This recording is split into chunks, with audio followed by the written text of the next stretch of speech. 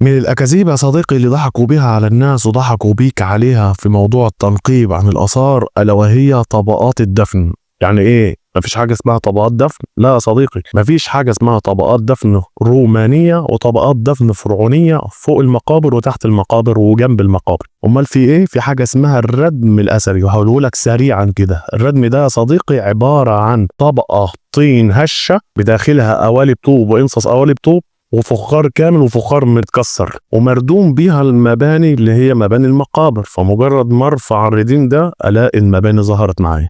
اما اللي بيقابلك ده يا صديقي اسمها طبقات ارض. ولما بتنزل انت حضرتك في الطبقات دي وتلاقيها متغيرة وموجود فيها شقف وتروح تسأل حد فيربط الشقف بالطبقات دي فيقول لك ان عشان خاطر الشقف موجود وهو شاهد اثري من ضمن الشواهد على وجود حقبة زمنية ما سواء دفنت أو عاشت، فقال لك كده معناه إن أنت عندك مقبرة. بس للأسف الطبقات اللي أنت لما بتحفر وبتنزل وتلاقي أحمر وأصفر وأخضر والكلام ده هي بفعل 3 حاجات يا صديقي. رقم 1 طبيعة أرض، رقم 2 بمرور فترة زمنية ما هي اللي عملت لون الطبقة كده، الحاجة الثالثة هي تفاعل الأرض. رقم 1 الطبقات اللي حضرتك بتسميها الطبقات الصلبة أو العزلة اللي هي زي الصلصال والجير والأسمنتية وما شابه ذلك، ده طبيعة أرض يا صديقي.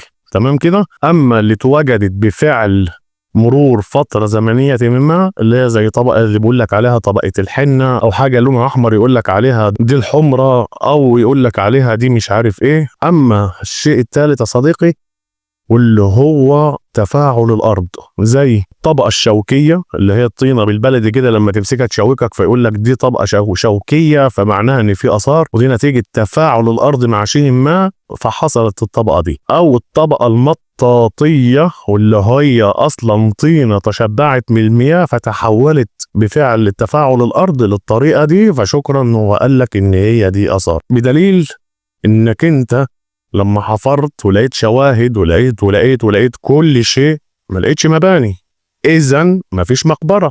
ليه مفيش مقبرة؟ لأن المقبرة عبارة عن مباني واللي هي تسمى المباني الجنائزية. لما حفرت أمطار كتير أنت ونزلت في كل حتة في بيتك وما لقيتش مباني إذن هنا مفيش مقبرة. يبقى هم اللي غلط. من الآخر كده يا صديقي ما تجريش ورا الناس اللي بتتكلمك عن الطبقات والشواهد لأن ده حاجة من الاتنين، يا راجل سامع كلمتين وطلع يقولهم لك يا إما ده راجل بيتعلم وبيتدرب في بيوتك كلها.